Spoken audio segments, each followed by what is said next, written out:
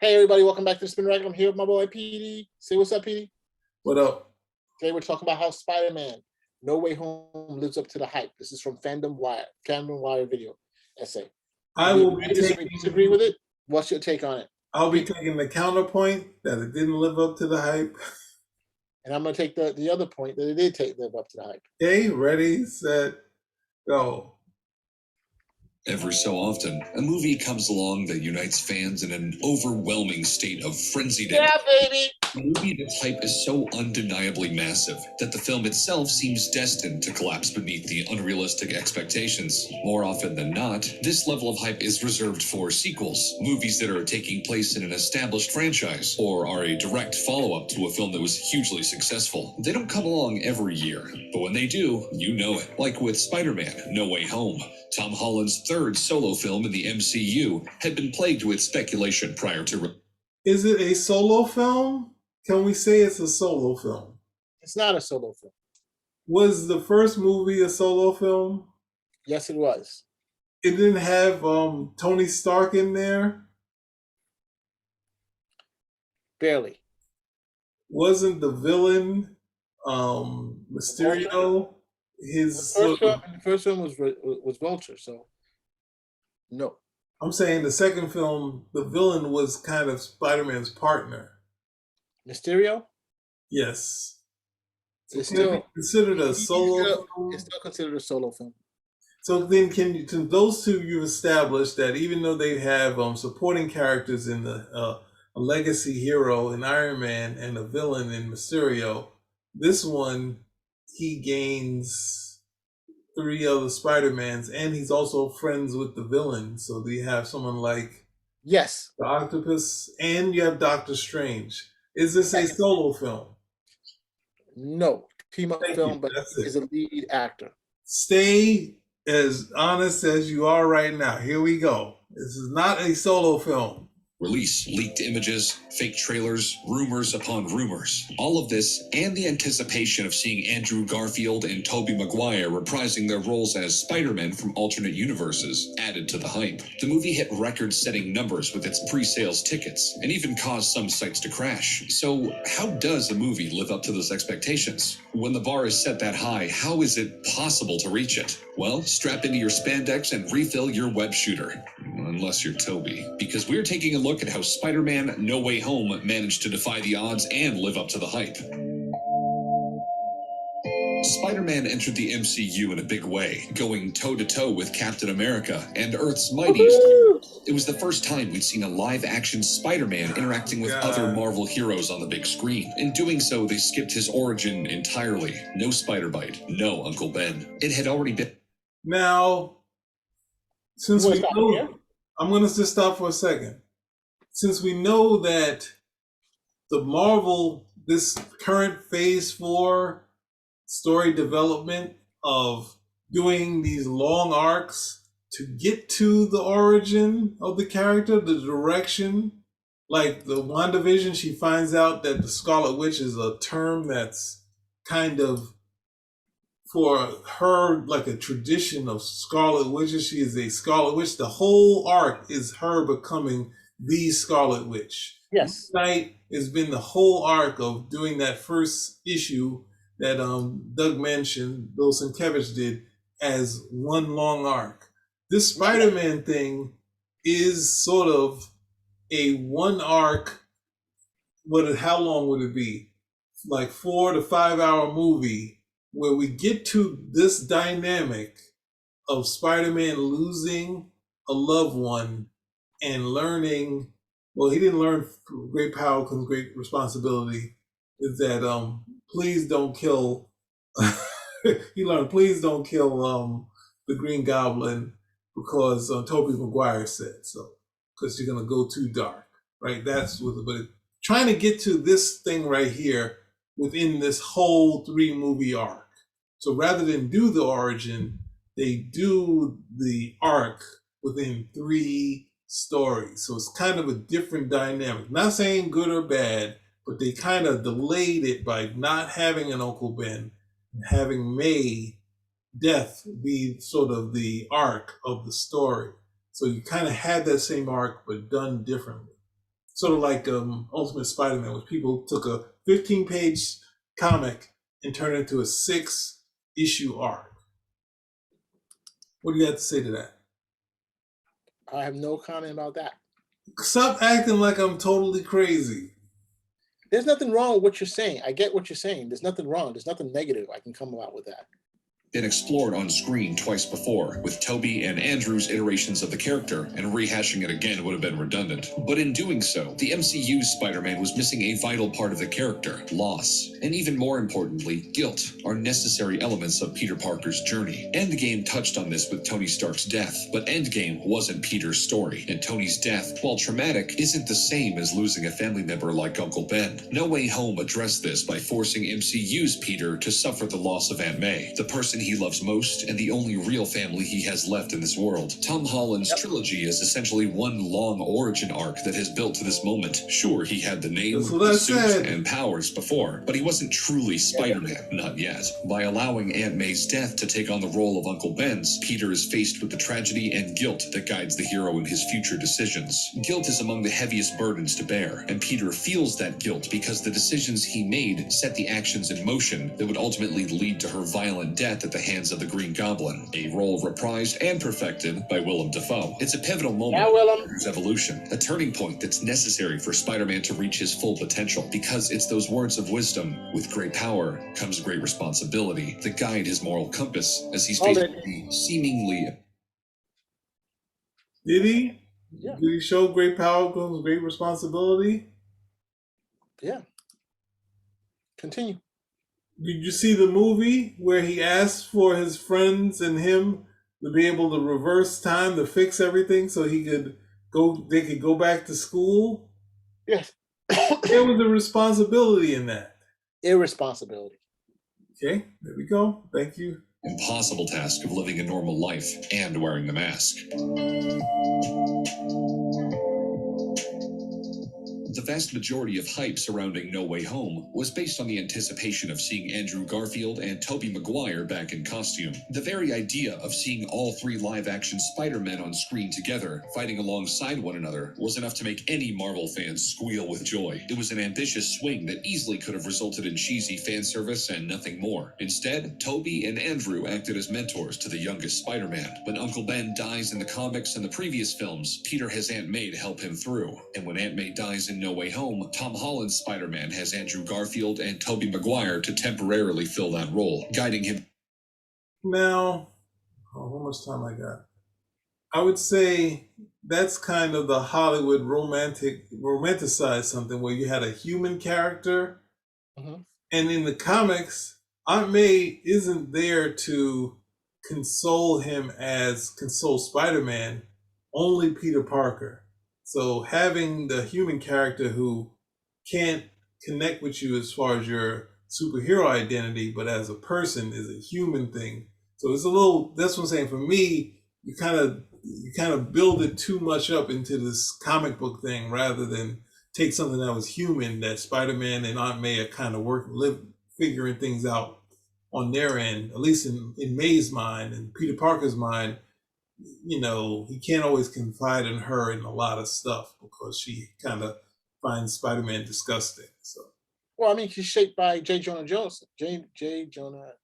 Well, that's an interesting part of having a character that can't just, you find out that Aunt May loves, like Spider-Man, or you have a person pushing against him, which was a character that couldn't be caught up into. Well, he didn't get caught up in stuff, but he's also another interesting character, a character that Spider-Man couldn't beat up too either. So, all right. Through the time when he feels at his most broken, while also receiving their own moments of significant redemption. That was a vital part to doing this correctly. This isn't just Tom Holland's story, it's Andrew and Tobey's as well. And in order to do those characters justice, their stories are expanded upon. Andrew by saving MJ, a task he'd failed to do with Gwen Stacy in his own universe and has been haunted by ever since. And Tobey as he stepped between Tom and Green Goblin, preventing Tom from succumbing to the hatred and the darkness that currently consumed him, while also saving Norman Osborn, something he tried and failed to do many years ago. It was his inevitability to save Norman that had sent his friendship with Harry into a downward spiral that ended in tragedy. The interactions between the three Spider-Men are raw, emotional, funny, and impactful. It's fan service, but it's fan service with a purpose. Both Tobey and Andrew had the title of Spider-Man stripped from them before their stories were complete. No Way Home allows them to continue their stories while passing the torch to a new Spider-Man. Tom has been wearing the suit since 2016.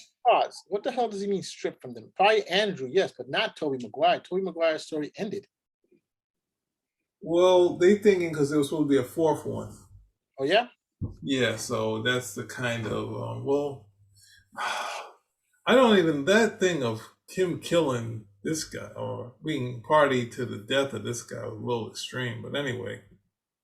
But in a lot of ways, his story as Spider-Man is only just beginning.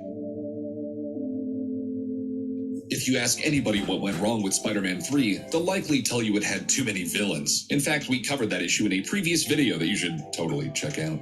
We saw it happen with The Amazing Spider-Man 2 as well. Too many villains can cause the story to feel bloated, jumbled. Things get lost as the story struggles to follow multiple story arcs, while never devoting enough time to any individual one. So when it was revealed that No Way Home would feature no less than 5 villains, a lot of fans began to worry. What was different about No Way Home? What was unique about its villains is that they're all returning characters. The audience is already familiar with them. There's no need to showcase their motivations or introduce them. This allows the story to flow at a faster pace without being bogged down by repetitive origin tales. And the fact...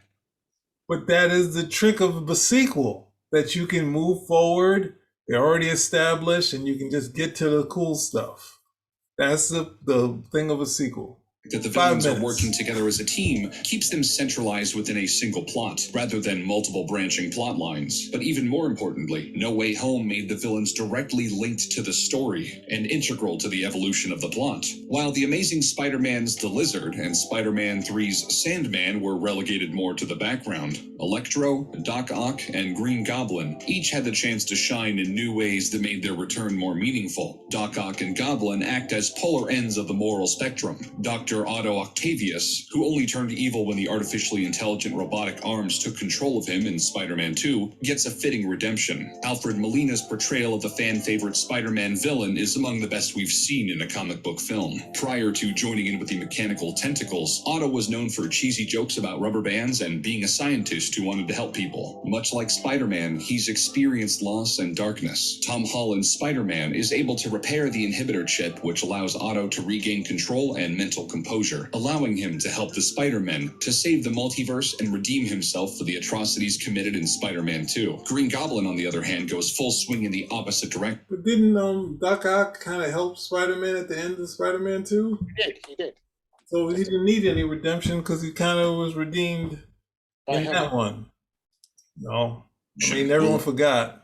Defoe's Green Goblin was always unhinged, but in No Way Home, Defoe embraces the madness with zero restraint and acts as the leader of the villains, guiding them in their attack on the Spider-Men. It's an over-the-top performance from Defoe that embraces the madness of the multiverse and gives Tom Holland's Spider-Man an adversary that tests him more than we've ever seen before. It makes Tom's journey through the pain, the hatred, and the darkness of losing Aunt May all the more impactful, because he's not only fighting Green Goblin, he's fighting against his inner demons as well, fighting against the primal urge to get vengeance against the man who took everything from him, because if he gives in, he'll be led down a path that he won't easily recover from, that emotional turmoil. That moral quandary is the true antagonist of the film, even more so than Green Goblin. For as long as Peter Parker has been in the MCU, he's had somebody to count on. Aunt May, Iron Man, Ned, his guy in the chair. No Way Home's conclusion strips him of those comforts for the first time. With Aunt May and Tony Stark gone, and all memory of Peter Parker erased from the world,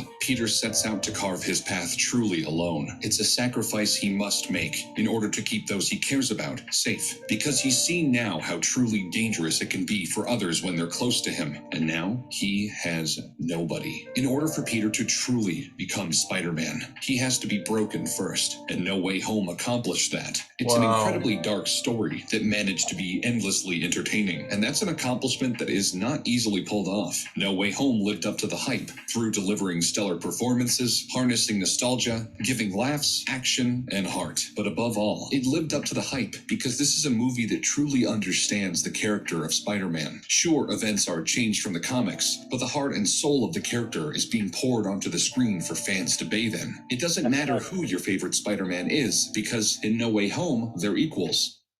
Great video essay, Paz. I think, and in the very end, I think we should have said is that he realized that at the very end, him messing with the timeline, trying to change what was happening, was irresponsible of him. And that he understands with great power comes with great responsibility. Oh my gosh, the whole Spider-Man series is about his mistakes, right? So he finally learns it in the third film. So this long arc, meaning that to get to a character that cosmically becomes a loner, is not the core of what Spider-Man is. The core of what Spider-Man is and the characterization of Spider-Man, the closest we have to the Peter Parker character from the comics is in the Amazing Spider-Man series. Yes, I can agree that not the Rhino, but the whole what's that guy? I don't think they redeemed Electro. They just toned down all the stuff that was annoying, and the same with the Green Goblin, where it was just him trying to do a spooky monster. Like this one got someone who was a head case, so you could get into this character that had two sort of personalities, and you found that you didn't know if was he acting the entire time. That's what makes it interesting. So in my mind, the thing that I've always railed against this is to say that Peter Parker, if you read 1 through 400, is a certain character type that has this anger, that has this kind of negative slant, and the Spider-Man is kind of a guy who's cynical about almost everything. Where they turn Spider-Man into a wide-eyed kid who makes a lot of mistakes, right? So it's a very different character because people believe that he's an everyman in the sense of what we see on television, when he's not that. He's a